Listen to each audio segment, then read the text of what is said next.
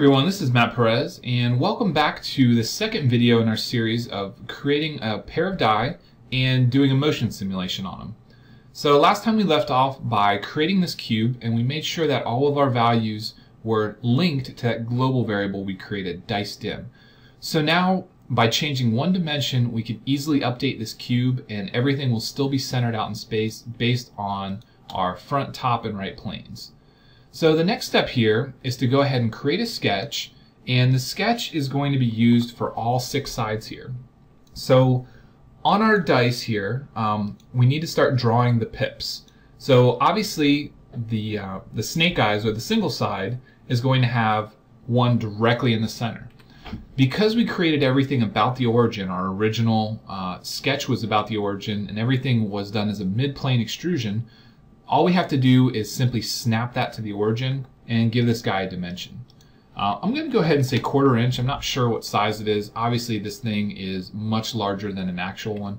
So we're just going to stick with that 1/4 inch dimension and work with it from there.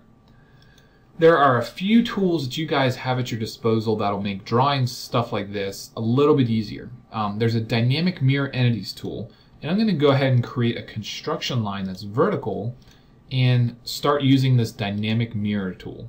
So by grabbing that vertical line I just created, I made a dynamic mirror line that's our vertical center line here.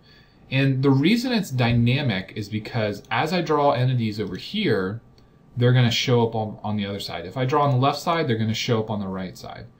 So this allows us to draw a lot of the features, a lot of the details, and make everything much quicker.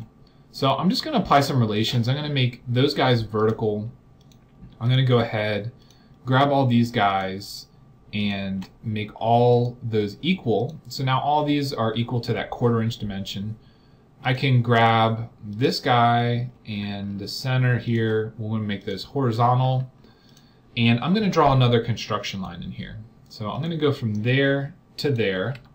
I'm going to say this guy is a midpoint. So now if we drag these things around, you can see everything kind of stays lined up and stays in a midpoint.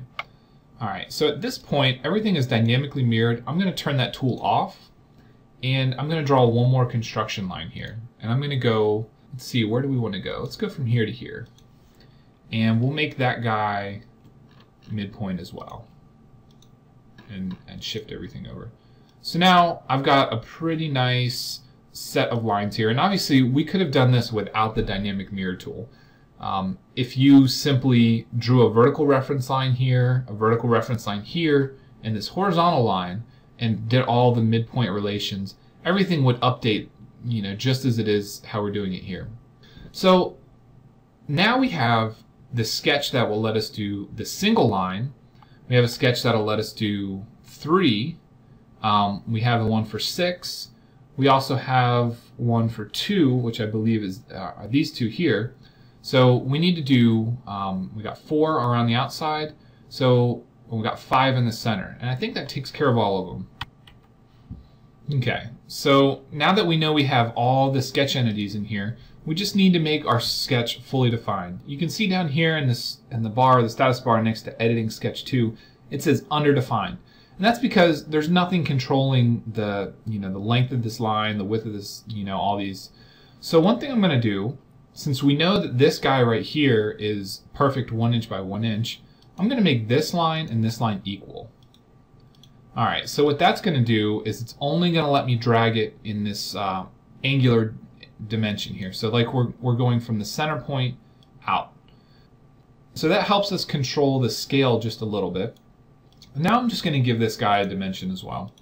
So let's say this is 0.625. Now of course I could go do a global variable as well on this and link everything, but I'm only going to do this dimension once. I'm just going to leave everything as is. If you guys want this sketch to update properly, I suggest that you make both this value and the value of the pip some sort of equation that references that 1 inch global dimension we created. So something like this would be 1/4 of the global dimension. So that way, if we changed the width to 2 inches, this guy would update properly. And the same thing with this. So now that we have this sketch, I'm going to go ahead and just select all the entities, and I'm going to say make a block. So we just turned all of these guys into a sketch block. Now the reason we did that is because this is going to make it a lot easier for us to insert that block onto other faces. So we can exit this sketch now, and we can do an extrude cut. Automatically, extrude cut grabs every single instance here. But if we use this selected contours box here, we can clear that selection, and we can just grab one or multiples of that. Obviously, we don't want to extrude this all the way through, so I'm just going to go ahead and do, let's say, an 1/8 inch. See how that looks. That might be a little bit too much. Let's do a 1/16. Alright, we'll go ahead and OK that. So now we have one single side here. And real quick, I'm going to go into my file properties, and I'm going to change the look of the image quality. I want to make sure that we have a much higher image quality, and I'm going to turn the wireframe up as well. So now that actually looks a little bit more like a circle. Alright, so we have the single one. I'm not going to pay any attention to which side these are actually on a dice, so please don't write into me for that one. But I'm going to go ahead and just start sketching on another side. I'm going to go to my Tools menu, down to Blocks, and go to Insert. Now, we never saved this sketch block out external to this file, but because we created a block inside this sketch, we have it available because it's technically an open block. So I'm going to go ahead and just place this guy and give it some relations. Even though we put it in here, we still have the ability to move this guy around. So I want to make sure that that center point is coincident, and I'm just going to say this line here is vertical, and that guy will be fully defined. So we can exit, we can do an extrude cut, and again we want to do selected contours, we want to clear that guy, and we want to select, let's say 2 this time. So we're going to do 2. Another great thing, we already have this sketch here. We can go ahead and use that again for an extrude cut, except for we want to change our start plane and our direction. So for the selected contours, this time I'm going to go ahead and do 3, but I'm going to say start from this surface, and I'm going to change the direction. So now we use that same sketch on this side, even though we didn't start a new sketch on this plane. We can do the same exact thing for this one that's on the single side. We're just going to say extrude cut, selected contours. This time let's do 4. And again, instead of sketch plane, we want to go from this surface, and we're going to go inward. Alright, unable to create this feature because it would result in 0 thickness. So something about the offset it doesn't like. So the reason it was giving me an error is because this guy is too close to this guy. And by cutting it that full distance, it was actually giving us an error. So what I'm going to do is I'm just going to change all of these depths to 0.6. And this is a good case where linking these variables would have been real handy. This should be 0.06. That guy should also be 0.06. And this guy would be 0.06. Alright, so we have 2 faces left.